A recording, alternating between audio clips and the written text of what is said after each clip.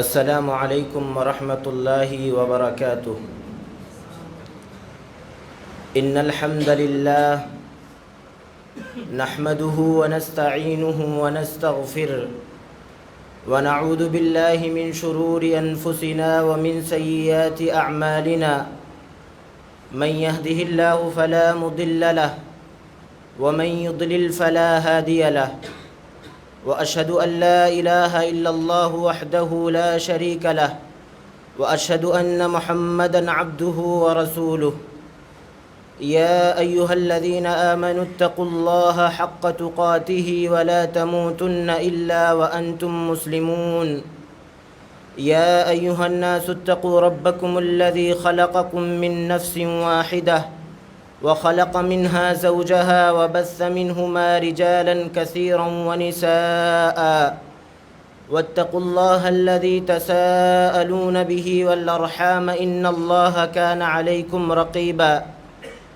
يا أيها الذين آمنوا اتقوا الله وقولوا قولا سديدا يصلح لكم أعمالكم ويغفر لكم ذنوبكم ومن يطع الله ورسوله فقد فاز فوزا عظيما أما بعد فإن خير الحديث كتاب الله وخير الهدي هدي محمد صلى الله عليه وسلم وشر الأمور محدثاتها وكل محدثة بدعة وكل بدعة ضلالة وكل ضلالة في النار أعوذ بالله السميع العليم من الشيطان الرجيم بسم الله الرحمن الرحيم قاف والقرآن المجيد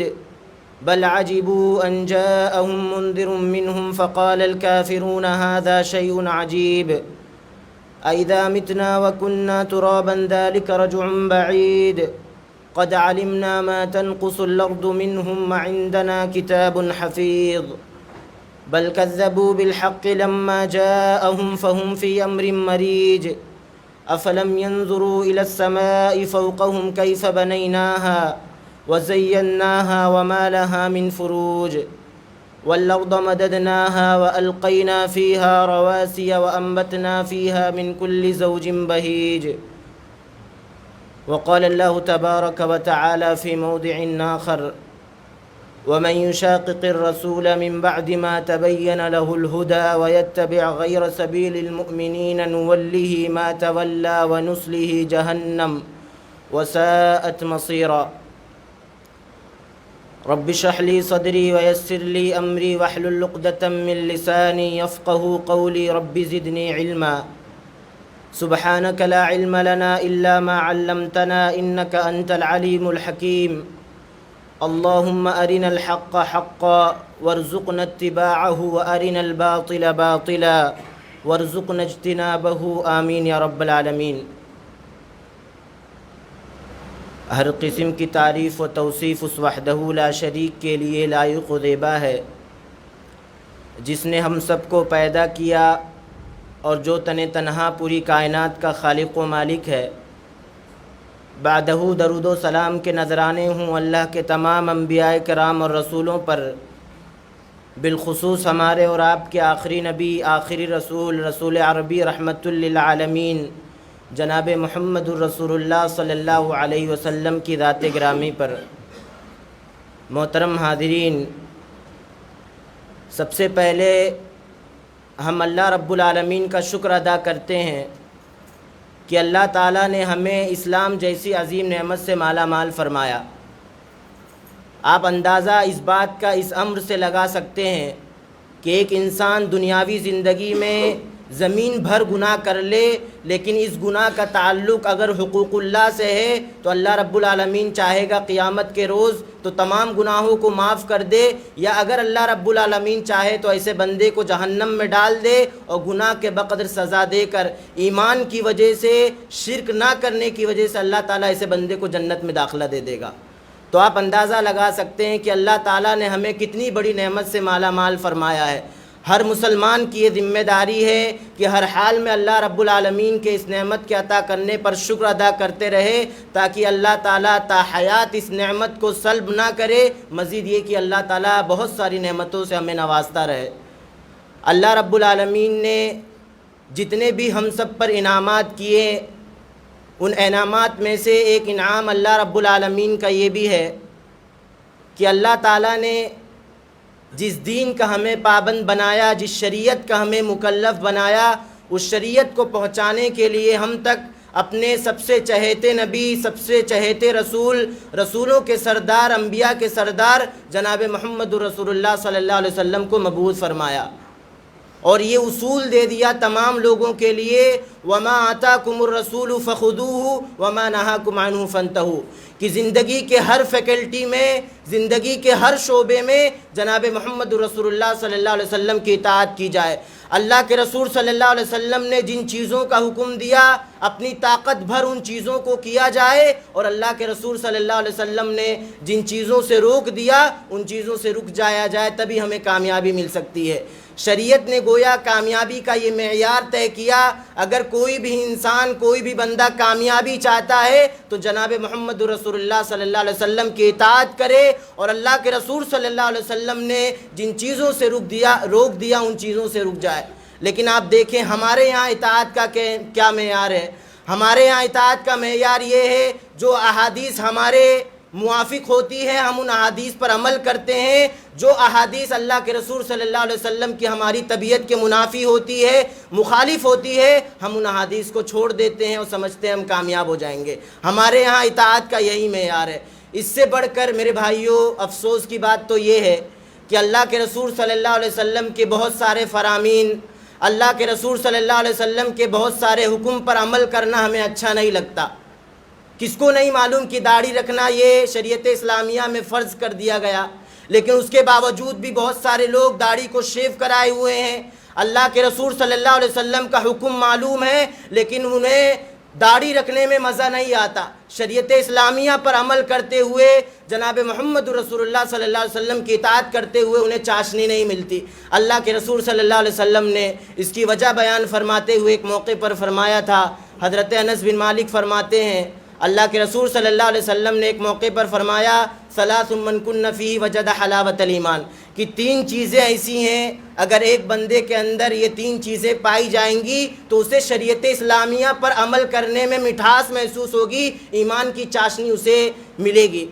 اللہ کے رسول صلی اللہ علیہ وسلم نے سب سے پہلی چیز کے بارے میں فرمایا، ان یکون اللہ ورسولہ احب الیہ مما سواہما، کہ اللہ اور اس کے رسول اگر اس کے نزدیک دنیا کے تمام لوگوں سے زیادہ محبوب ہوں گے تب اسے شریعت اسلامیہ پر اللہ کے رسول صلی اللہ علیہ وسلم کی اطاعت کرنے میں مزہ آئے گا، ایمان کی چاشنی اسے ملے گی۔ آپ ذرا غور کیجئے، صحابہ کرام رضوان اللہ علیہ مجمعین کو دین اسلام پر عمل کرنے میں کیوں مزہ آتا تھا؟ اس لیے کہ ان کے نزدیک اللہ اور اس کے رسول سے بڑھ کر کوئی نہیں تھا۔ اللہ اس کے رسول ان کے نزدیک سب سے زیادہ اہمیت کے حامل رہا کرتے تھے۔ آپ دیکھیے صحابہ کرام جو نیا نیا اسلام لاتے تھے، اس کے باوجود بھی کسی کی مجال ہو کہ انہیں دین اسلام سے پھیر دے، کیوں؟ اس لیے کہ ان کے نزدیک اللہ اس کے رسول صلی اللہ علیہ وسلم سے زیادہ کوئی اہمیت نہیں رکھتا تھا۔ آپ دیکھیں، اندازہ لگائیے، حضرت سعد بن ابی وقاص رضی اللہ عنہ جب یہ اسلام لاتے ہیں، ان کی والدہ بہت زیادہ غصہ ہو جاتی ہیں، اس لیے کہ یہ اپنے والدہ کے سب سے زیادہ اطاعت شعار بیٹے تھے۔ حضرت سعد بن ابی وقاص جب اسلام قبول کرتے ہیں، ان کی والدہ بہت سمجھاتی ہیں کہ نبی صلی اللہ علیہ وسلم کے دین کو چھوڑ دے، اگر تو نہیں چھوڑے گا تو میں کھانا پینا بند کر دوں گی اور اپنی جان دے دوں گی، اور جب تک تو کائنات کے امام رسول گرامی صلی اللہ علیہ وسلم کا دین نہیں چھوڑے گا اس وقت تک میں تجھ سے بات نہیں کروں گی۔ حضرت سعد بن ابی وقاص اپنی والدہ کو بہت سمجھاتے ہیں، کہتے ہیں کہ اللہ کے رسول صلی اللہ علیہ وسلم جو دین لے کر آئے وہی دین حق ہے، لیکن جب یہ دیکھتے ہیں کہ والدہ کو سمجھانے کا کوئی فائدہ نہیں، ایک جملہ کہتے ہیں، اماں جان، والدہ تجھے کیا لگتا ہے کہ تیرے بیجا ٹارچر کرنے کی وجہ سے میں رسول گرامی صلی اللہ علیہ وسلم کا دین چھوڑ دوں گا؟ اگر اللہ تعالیٰ تجھے 100 جان دے دے اور ایک ایک جان کر کے دھیرے دھیرے نکلتے جائے تب بھی میں کائنات کے امام جناب محمد رسول اللہ صلی اللہ علیہ وسلم کا ساتھ نہیں چھوڑ سکتا، دین نہیں چھوڑ سکتا۔ یہ ساری چیزیں اس لیے کہ ان کے نزدیک اللہ اور اس کے رسول صلی اللہ علیہ وسلم سے بڑھ کر کوئی نہیں تھا۔ آج ہمیں دین اسلام پر عمل کرنے میں مزہ نہیں آتا، چاشنی نہیں ملتی، اس لیے کہ ہم نے اللہ اس اس کے رسول کی اطاعت کرنا چھوڑ دیا، رسول اللہ صلی اللہ علیہ وسلم کی مخالفتیں کرنی ہم نے شروع کر دی ہے۔ اسی طرح آپ دیکھیے غزوہ احد کے بعد جب یہ خبر سارے لوگوں کے مابین پھیل گئی کہ اللہ کے رسول صلی اللہ علیہ وسلم بہت زیادہ زخمی ہو گئے ہیں، تو ایک عورت بنو دیناریہ کی ایک عورت بھاگے بھاگے آتی ہے اللہ کے رسول صلی اللہ علیہ وسلم کی کیفیت کو جاننے کے لیے کہ اللہ کے رسول صلی اللہ علیہ وسلم کیسے ہیں۔ راستے میں پہنچتی ہے، کچھ لوگوں سے پوچھتی ہیں کہ اللہ کے رسول صلی اللہ علیہ وسلم کیسے ہیں، تو انہیں بتلایا جاتا ہے کہ غزوہ احد میں تیرے بھائی کو شہید کر دیا گیا ہے۔ پھر وہ پوچھتی ہے کہ اللہ کے رسول صلی اللہ علیہ وسلم کیسے ہیں، مجھے یہ بتلائیے۔ اسے بتلایا جاتا ہے کہ تیرے باپ کو بھی شہید کر دیا گیا اس جنگ میں۔ پھر وہ پوچھتی ہے کہ کائنات کے امام رسول گرامی جناب محمد رسول اللہ صلی اللہ علیہ وسلم کیسے ہیں۔ اسے بتلایا جاتا ہے کہ اس جنگ میں تیرے شوہر کو بھی شہید کر دیا گیا، لیکن اس کے باوجود بھی اس کا سوال یہی تھا کہ اللہ کے رسول صلی اللہ علیہ وسلم کیسے ہیں۔ انہیں پھر یہ بتلایا جاتا ہے کہ اللہ کے رسول صلی اللہ علیہ وسلم ٹھیک ہیں، وہ صحیح سالم ہیں، لیکن وہ کہتی ہیں میں اللہ کے رسول صلی اللہ علیہ وسلم کو جب تک اپنی آنکھوں سے نہیں دیکھ لوں گی مجھے چین نہیں ملے گا۔ انہیں دکھلایا جاتا ہے اللہ کے رسول صلی اللہ علیہ وسلم کو، وہ اللہ کے رسول صلی اللہ علیہ وسلم کو دیکھنے کے بعد ایک تاریخی جملہ کہتی ہے کل مصیبت بعدک جلل۔ اللہ کے رسول صلی اللہ علیہ وسلم کو دیکھنے کے بعد جو ساری مصیبتیں مجھ پر آئی، میرا باپ شہید کر دیا گیا، میرا شوہر شہید کر دیا گیا، میرا بھائی بھی شہید کر دیا گیا، اللہ کے رسول صلی اللہ علیہ وسلم صحیح سالم ہے، یہی کافی ہے۔ اللہ کے رسول کی موجودگی میں ساری مصیبتوں کی میرے نزدیک کوئی وقعت نہیں ہے۔ صحابہ کرام کو، صحابیات کو دین اسلام پر عمل کرنے میں چاشنی محسوس ہوتی تھی، اسی وجہ سے کہ ان کے نزدیک اللہ اور اس کے رسول سے بڑھ کر کوئی نہیں تھا۔ اللہ اس کے رسول صلی اللہ علیہ وسلم کو دنیا والوں نے جب تک سب سے بڑا مانا، اللہ اس کے رسول کی جب تک دنیا والوں نے اطاعت کی، اللہ رب العالمین نے ایسے لوگوں کو اللہ رب العالمین نے سر بلند رکھا، اللہ رب العالمین نے عزت دیا، انہیں دین اسلام پر عمل کرنے میں چاشنی محسوس ہوتی تھی۔ جب تک دنیا والوں نے جب دنیا والوں نے اللہ اس کے رسول صلی اللہ علیہ وسلم کی نافرمانی کی، اللہ رب العالمین نے ایسے لوگوں کو دنیا میں ذلیل کیا۔ آپ اندازہ لگائیے آج کے ماحول میں ہر طرف مسلمان ذلیل و خوار کی زندگی گزار رہا ہے، اس کی وجہ یہی ہے کہ وہ رسول اللہ صلی اللہ علیہ وسلم کی بس نام کی اطاعت کرتے ہیں، جو احادیث ہمارے موافق ہوتی ہیں ان احادیث پر عمل کرتے ہیں، جو احادیث ہمارے مخالف ہوتی ہیں ان احادیث کو چھوڑ دیتے ہیں۔ اسی وجہ سے آج مسلمان دنیا میں ذلت و خوارگی کی زندگی گزار رہا ہے۔ حضرت عمر بن خطاب رضی اللہ عنہ کے بارے میں ایک واقعہ ذکر کیا جاتا ہے، ہم سب کے لیے یقیناً یہ واقعہ نصیحت ہے۔ وہ ذکر کرتے ہیں، ان کے بارے میں ذکر کیا جاتا ہے کہ حضرت عمر بن خطاب اپنی خلافت کے زمانے میں کسی سفر پر جا رہے تھے، ان کے ساتھ حضرت ابو عبیدہ بن جراح رضی اللہ عنہ بھی تھے۔ جب حضرت عمر بن خطاب رضی اللہ عنہ غیروں کی بستی میں پہنچتے ہیں تو سواری سے اتر جاتے ہیں اور سواری کی لگام پکڑ لیتے ہیں اور اپنے موزوں کو اپنے کندھوں پر رکھ لیتے ہیں۔ ابو عبیدہ بن جراح رضی اللہ عنہ جب یہ کیفیت دیکھتے ہیں تو حضرت عمر بن خطاب رضی اللہ عنہ سے کہتے ہیں امیر المومنین، آپ اس وقت کے بادشاہ ہیں، آپ حاکم ہیں، اللہ کے واسطے آپ ایسی حالت اور ایسی کیفیت مت اپنائیے، لوگ دیکھیں گے تو آپ کو کیا کہیں گے۔ آج ہم سمجھتے ہیں کہ اگر ہم دین اسلام کے بعض احکامات پر عمل کریں گے تو ہمیں دنیا والے عزت نہیں دیں گے، اسی وجہ سے ہم بعض احکامات پر عمل نہیں کرتے۔ حضرت عمر بن خطاب رضی اللہ عنہ نے جب یہ جملہ سنا حضرت ابو عبیدہ بن جراح کے زبان سے کہ امیر المومنین اللہ کے واسطے آپ ایسی حالت مت اپنائیے، دنیا والے دیکھیں گے تو آپ کو کیا کہیں گے، حضرت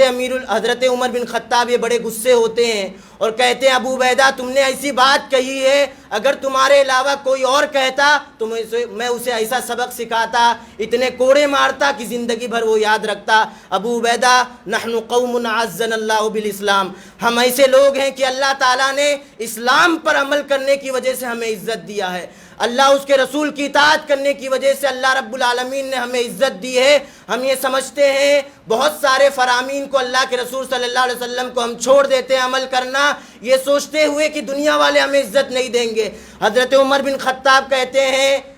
ہمیں اللہ رب العالمین نے اسی لیے عزت دیا، اس لیے کہ ہم اسلام کو مانتے ہیں۔ اسلام پر عمل کرنے کی وجہ سے، اللہ اس کے رسول کی اطاعت کرنے کی وجہ سے اللہ رب العالمین نے ہمیں عزت دی۔ فَإِنِ ابْتَغَيْنَا الْعِزَّةَ بِغَيْرِهِ أَذَلَّنَا اللَّهُ، اگر ہم اسلام کے علاوہ دیگر جگہوں میں عزت تلاش کریں گے، ابو عبیدہ اللہ تعالی ہمیں ذلیل و رسوا کر کے رکھ دے گا۔ آپ دیکھیں لوگوں نے اللہ اس کے رسول کی مخالفتیں کرنی شروع کر دی، اللہ تعالیٰ نے دنیا میں مسلمانوں کو ذلیل و خوار کر دیا۔ حضرت عمر بن خطاب کا یہ جملہ یقیناً ہم سب کے لیے نصیحت ہے، لیکن آپ دیکھیں جب بھی اطاعت رسول صلی اللہ علیہ وسلم کی بات کی جاتی ہے، ہر کوئی یہ دعویٰ کرتا ہے کہ ہم رسول گرامی صلی اللہ علیہ وسلم کی اطاعت کرتے ہیں۔ ہے کوئی ایسا جو یہ کہے کہ ہم رسول گرامی صلی اللہ علیہ وسلم کی اطاعت نہیں کرتے؟ ہر کوئی یہ دعویٰ کرتا ہے، ہر مسلمان یہ دعویٰ کرتا ہے،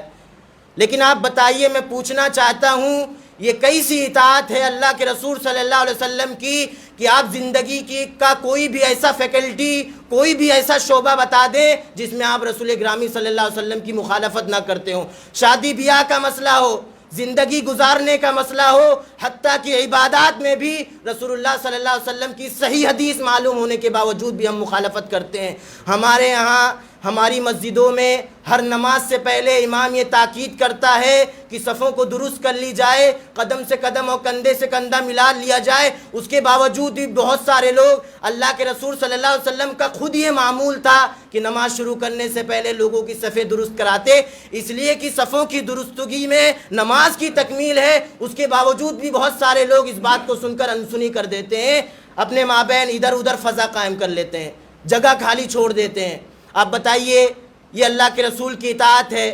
صحیح حدیث ہمیں معلوم ہے، اس کے باوجود بھی ہم رسول گرامی صلی اللہ علیہ وسلم کی مخالفت کر رہے ہیں، اور ہم یہ دعویٰ کرتے ہیں کہ ہم رسول گرامی صلی اللہ علیہ وسلم کی اطاعت کرتے ہیں۔ میں پوچھنا چاہتا ہوں یہ کیسی اطاعت ہے کہ زندگی کے ہر فیکلٹی میں، ہر شعبے میں، حتیٰ کہ عبادات میں بھی ہم رسول گرامی صلی اللہ علیہ وسلم کی مخالفت کرتے ہیں؟ آپ بتائیے یہ کیسی اطاعت ہے کہ جمعہ کی یہ تعداد بتا رہی ہے کہ آس پاس کے رہنے والے مسلمان ہیں۔ اگر آپ سے کوئی پوچھے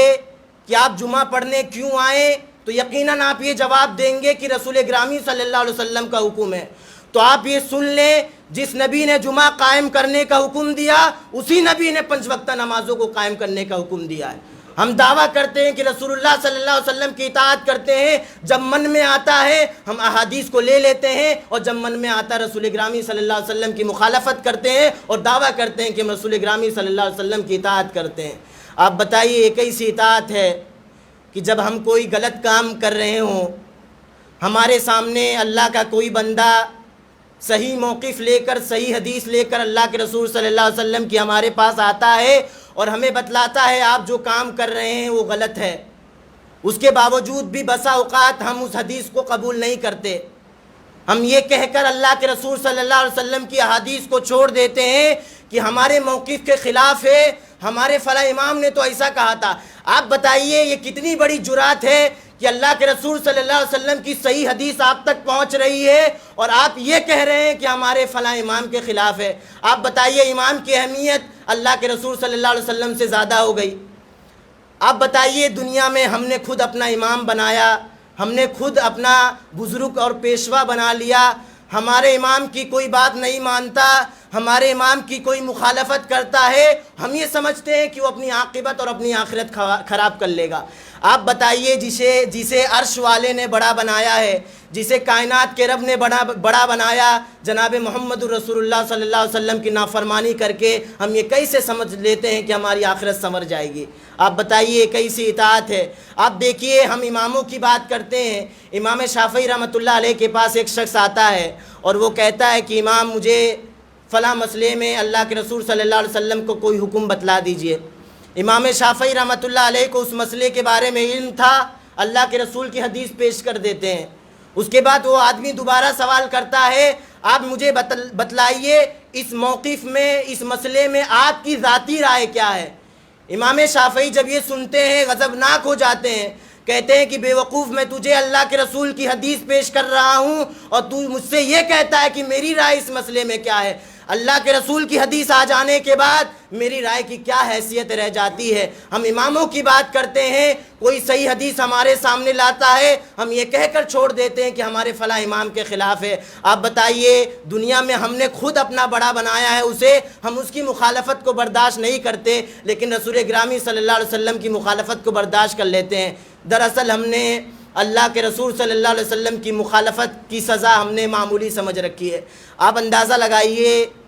اللہ تعالیٰ کی نگاہ میں انبیاء کے بعد سب سے افضل جماعت صحابہ کرام کی جماعت تھی، لیکن غزوہ احد میں جب صحابہ کرام نے بھی اللہ کے رسول صلی اللہ علیہ وسلم کی ہلکی سی مخالفت کی، اللہ تعالیٰ نے جنگ کو شکست سے دوچار کیا، مسلمانوں کو شکست سے دوچار کیا۔ آپ اندازہ لگائیے، غزوہ احد یہ سن 3 ہجری میں پیش آتی ہے۔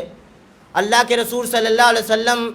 50 صحابہ کرام کو کسی پہاڑ پر متعین کر دیتے ہیں، حضرت عبداللہ بن جبیر رضی اللہ عنہ کی لیڈرشپ میں، قیادت میں، اور یہ حکم دیتے ہیں چاہے کیسی بھی صورتحال پیش آ جائے، تم لوگ اس پہاڑ کو مت چھوڑنا۔ اگر تم یہ دیکھو کہ ہم لوگ ہار چکے ہیں، دشمنان ہمارے ٹکڑے ٹکڑے کر رہے ہیں، اس کے باوجود بھی اس جگہ کو نہ چھوڑنا۔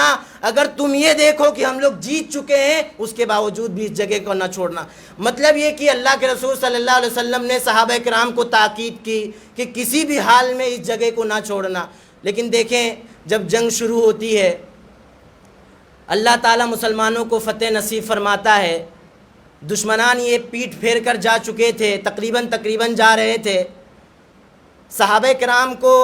جن 50 صحابہ کرام کو اللہ کے رسول صلی اللہ علیہ وسلم نے پہاڑ پر متعین کیا تھا، وہ لوگ آپس میں بات کرنے لگتے ہیں کہ اب دشمنان جا چکے ہیں، ہمارے یہاں کھڑے ہونے کا کیا فائدہ ہے، کیا مطلب ہے؟ مسلمان جو نیچے ہیں وہ لوگ مال غنیمت بٹور رہے ہیں، سمیٹ رہے ہیں، ہم بھی چلتے ہیں مال غنیمت سمیٹتے ہیں۔ اللہ کے رسول صلی اللہ علیہ وسلم نے حضرت عبداللہ بن جبیر کی لیڈرشپ میں صحابہ کرام کو متعین کیا تھا۔ حضرت عبداللہ بن جبیر اللہ کے رسول کا قول یاد دلاتے ہیں، کیا تمہیں اللہ کے رسول نے نہیں کہا تھا کسی بھی صورتحال میں اس جگہ کو نہیں چھوڑنا ہے؟ لیکن صحابہ کرام آپس میں کہتے ہیں کہ ہمارے کھڑے ہونے کا کیا مطلب ہے جب جنگ جیتی جا چکی ہے۔ تقریباً سارے صحابہ چلے جا چکے تھے اس پہاڑ کو چھوڑ کر، تقریباً 10 یا 7 صحابہ کرام اس پہاڑ پر بچے ہوئے تھے۔ حضرت خالد بن ولید رضی اللہ عنہ جو اس وقت اسلام نہیں لائے تھے، اچانک ان کی نظر اس پہاڑ پر پڑ جاتی ہے تو وہ اپنے ساتھیوں کو اشارہ کرتے ہیں کہ یہ جگہ خالی ہو چکی ہے، ہم دوبارہ حملہ کر کے جنگ جیت سکتے ہیں۔ حضرت خالد بن ولید نے اپنے ساتھیوں کے ہمراہ اس جگہ پر حملہ کر دیا، سارے صحابہ شہید کر دیے گئے، اور جو صحابہ کرام نیچے مال غنیمت سمیٹ رہے تھے، دشمنان نے ان پر تیروں کی بارش شروع کر دی۔ مسلمانوں کے اندازے میں بھی نہیں تھا، وہم و گمان میں بھی نہیں تھا کہ ایک جنگ جو تقریباً جیتی جا چکی تھی واپس ہاری جا سکتی ہے۔ اللہ کے رسول صلی اللہ علیہ وسلم کے بارے میں آتا ہے، اللہ کے رسول صلی اللہ علیہ وسلم کو اس جنگ میں دشمنان نے اللہ کے رسول کے سر کو زخمی کر دیا، اللہ کے رسول کے کڑے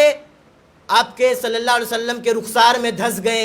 اللہ کے رسول صلی اللہ علیہ وسلم کے دانت شہید ہو گئے۔ مجھے کہنا یہ ہے کہ اللہ کے رسول نے حکم دیا تھا کہ اس پہاڑ کو نہیں چھوڑنا، صحابہ کرام نے اللہ کے رسول صلی اللہ علیہ وسلم کی بات نہیں مانی، ہلکی سی مخالفت کی۔ اللہ کی نظر میں انبیاء کے بعد سب سے مقدس جماعت صحابہ کرام کی جماعت تھی، لیکن جناب محمد رسول اللہ صلی اللہ علیہ وسلم کی نافرمانی کرنے کی وجہ سے ایک جنگ جو جیتی جا چکی تھی اللہ تعالیٰ نے اسے ہار میں بدل دیا۔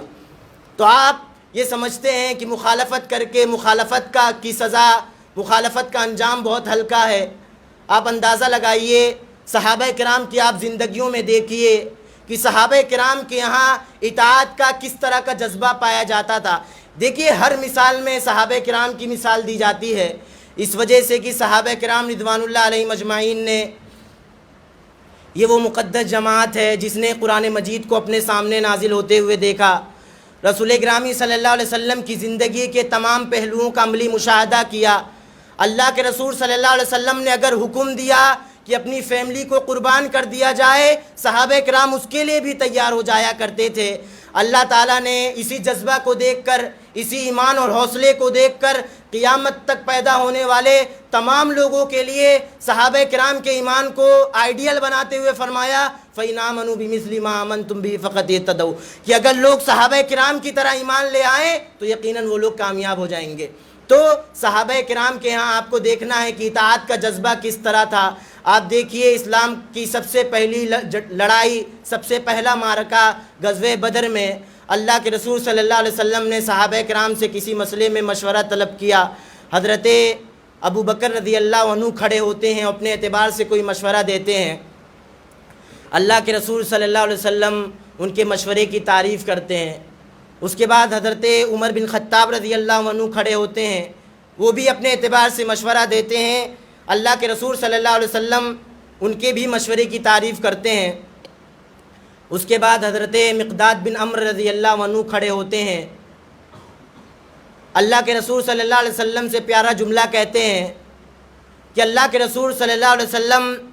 آپ ہم سے مشورہ طلب کر رہے ہیں، حالانکہ آپ ہم سے بہتر جانتے ہیں۔ اللہ کے رسول آپ ہم سے مشورہ مت طلب کیجئے، آپ کو جو حکم کرنا دینا ہے دے دیجئے، ہم اسے ماننے کے لیے تیار ہیں۔ وہ ایک مثال دے کر حضرت نبی صلی اللہ علیہ وسلم سے کہتے ہیں کہ اللہ کے رسول صلی اللہ علیہ وسلم ہم موسیٰ علیہ السلام کی قوم بنو اسرائیل کی طرح بزدل نہیں ہیں۔ آپ کو وہ یاد ہوگا وہ والا واقعہ کہ حضرت موسیٰ علیہ السلام نے جب اپنے آبائی وطن فلسطین میں جانے کا اپنے لوگوں کو حکم دیا تو کچھ لوگ تیار ہوتے ہیں، تیار ہو کر حضرت موسیٰ علیہ السلام کے ساتھ جاتے ہیں۔ جب آگے بڑھتے ہیں تو دیکھتے ہیں کہ دشمنان ہمارے سامنے کھڑے ہیں، تو بہت سارے لوگ حضرت موسیٰ علیہ السلام کا ساتھ چھوڑ دیتے ہیں اور یہ جملہ کہتے ہیں جس جملہ کو اللہ تعالیٰ نے قرآن مجید میں نقل کیا، اذهب انت وربك فقاتلا انا هاهنا قاعدون، اے موسیٰ تم اپنے رب کی وعدے کی بات کرتے ہو، جاؤ تم اور تمہارا رب جانے، ان دشمنوں سے مقابلہ کرے، ہم نہیں لڑ سکتے، ہمارے اندر وہ طاقت نہیں ہے۔ لیکن آپ دیکھیں گے دشمنان کی تعداد یہ بہت کم تھی موسیٰ علیہ السلام کی قوم کی بنسبت، لیکن موسیٰ علیہ السلام کی قوم نے بزدلی کا مظاہرہ کرتے ہوئے اپنے نبی موسیٰ علیہ السلام سے یہ جملہ کہا۔ حضرت مقداد رضی اللہ عنہ کہتے ہیں اللہ کے رسول صلی اللہ علیہ وسلم ہم موسیٰ علیہ السلام کی طرح بزدل نہیں ہیں، ہماری تعداد 313 ہے جنگ بدر میں، دشمنان کی تعداد اگرچہ ہم سے زیادہ ہے، اللہ کے رسول آپ کو جو حکم دینا ہے دے دیجئے، ہم اسے ماننے کے لیے تیار ہیں۔ اللہ کے رسول کا حکم تھا کہ اس جنگ میں اگر تمہارے فیملی والے مشرکین کی طرف سے آتے ہیں تو بھی تمہیں انہیں قتل کرنا ہے۔ آپ دیکھیں گے غزوہ بدر ہی میں جب یہ جنگ ختم ہو جاتی ہے، حضرت عبد الرحمن یہ جو حضرت ابو بکر کے بیٹے ہیں بعد میں جب اسلام لاتے ہیں تو اپنے ابا سے ایک واقعے کی طرف اشارہ کرتے ہیں جو جنگ بدر میں پیش آیا تھا۔ اپنے والد سے کہتے ہیں کہ ابا جان غزوہ بدر میں مجھے کئی مرتبہ موقع ملا تھا آپ کو مارنے کا، آپ کو جان سے ختم کرنے کا، چونکہ وہ اس وقت مسلمان نہیں ہوئے تھے، مشرکین کی طرف سے لڑنے کے لیے آئے تھے۔ حضرت ابو بکر رضی اللہ عنہ نے پیارا جواب دیا، کہا بیٹے تو نے یہ سوچ کر مجھے چھوڑ دیا کہ میں تیرا باپ ہوں، لیکن اگر تیری جگہ مجھے موقع ملتا تجھے مارنے کا تو میں تیری گردن اڑا دیتا، یہ سوچ کر کہ تو کائنات کے امام جناب محمد رسول اللہ صلی اللہ علیہ وسلم کا دشمن ہے، اللہ کے رسول صلی اللہ علیہ وسلم نے حکم دیا اس وجہ سے میں تیری گردن اڑا دیتا۔ ہم نے مخالفت کا انجام معمولی سمجھ رکھا ہے۔ آپ دیکھیں شریعت محمدیہ نے کامیابی کا یہ معیار طے کیا کہ اگر اللہ اس کے رسول کے فرامین کو ہر مسئلے میں مقدم کیا جائے گا تبھی ہم کامیاب ہو سکتے ہیں۔ آپ کو وہ روایت یاد ہوگی، بارہا اس روایت کو پیش کیا جاتا ہے۔ اللہ کے رسول صلی اللہ علیہ وسلم نے ایک موقع پر فرمایا تھا کہ میری امت یہود و نصارہ یہ 72 فرقوں میں 72 گروپس میں بڑھ چکے ہیں اور میری امت قیامت کے قریب 73 فرقوں میں ایک فرقہ زائد میں بڑھ جائے گی۔ اللہ کے رسول صلی اللہ علیہ وسلم نے تمام جماعتوں کو علیحدہ کیا، کہا سارے کے سارے لوگ جہنم میں جائیں گے۔ اللہ کے رسول صلی اللہ علیہ وسلم نے معیار کیا بتایا، امتیاز کیا بتایا۔ آپ یہ نہ سمجھے کہ کوئی پلیٹ فارم پر کچھ لوگ جمع ہو جائیں اور اس پلیٹ فارم کا نام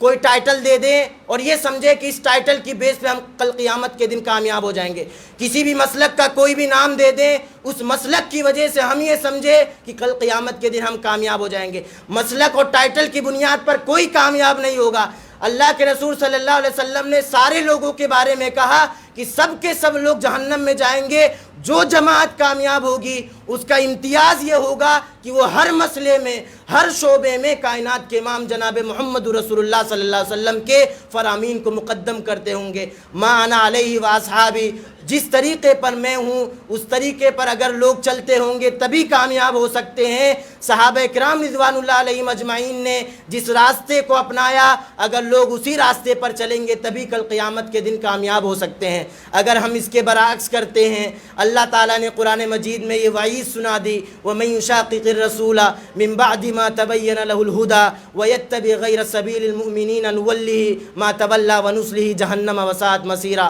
کہ ہدایت آ جانے کے بعد،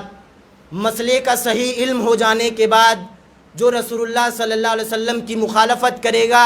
ویرودھ کرے گا، صحابہ کرام کے راستے کے علاوہ کسی اور راستے پر چلے گا، اللہ فرماتا ہے کہ ہم دنیاوی زندگی میں سزا کے طور پر اسی راستے پر اسے چلا دیں گے، اور کل قیامت کے دن ایسے لوگوں کا ٹھکانہ ہم جہنم بنائیں گے۔ آگے فرمایا وساعت مسیرہ، جہنم سب سے برا ٹھکانہ ہے۔ کہنا یہی ہے مجھے، اللہ تعالیٰ نے اللہ کے رسول صلی اللہ علیہ وسلم کو مبعوث فرمانے کے بعد یہ اصول دیا تمام لوگوں کو، اگر کامیابی چاہتے ہو تو رسول اللہ صلی اللہ علیہ وسلم کی اطاعت کرو۔ وما آتاکم الرسول فخذوہ وما نہاکم عنہ فانتہوا، اللہ کے رسول صلی اللہ علیہ وسلم جو کچھ تمہیں دیں، جس چیز کا تمہیں حکم دیں ان چیزوں کو کرو، اللہ کے رسول صلی اللہ علیہ وسلم جن چیزوں سے روک دیں ان چیزوں سے رک جاؤ، تبھی ہم کل قیامت کے دن کامیاب ہو سکتے ہیں۔ یہ چند باتیں تھیں اطاعت رسول صلی اللہ علیہ وسلم کے تعلق سے۔ اللہ رب العالمین سے دعا ہے کہ بار الہ ہمیں دین اسلام کی صحیح فہم عطا فرما، جناب محمد رسول اللہ صلی اللہ علیہ وسلم کے راستے پر ہمیں تا حیات گامزن رکھ، صحابہ کرام رضوان اللہ علیہم اجمعین کے منہج پر چلنے کی ہمیں توفیق عطا فرما، جب تک ہمیں دنیا میں زندہ رکھ اسی پر ہمیں باقی رکھ، جب ہمارا خاتمہ فرما تو ایمان ہی کی حالت میں فرما۔ آمین وآخر دعوانا الحمد للہ رب العالمین، والسلام علیکم ورحمۃ اللہ وبرکاتہ۔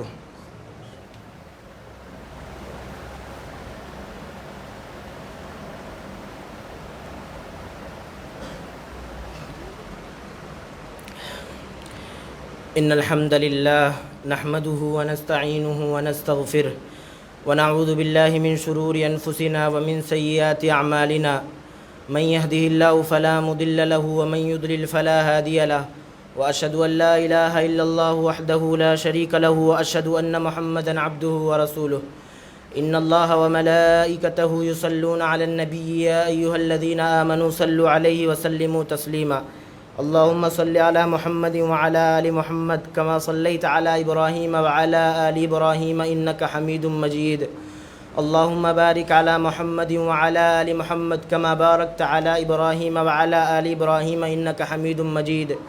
إن الله يأمر بالعدل والإحسان وإيتاء ذي القربى وينهى عن الفحشاء والمنكر ولذكر الله تعالى وأولى وأجل وأتم وأكبر۔ قوموا إلى صلاتكم۔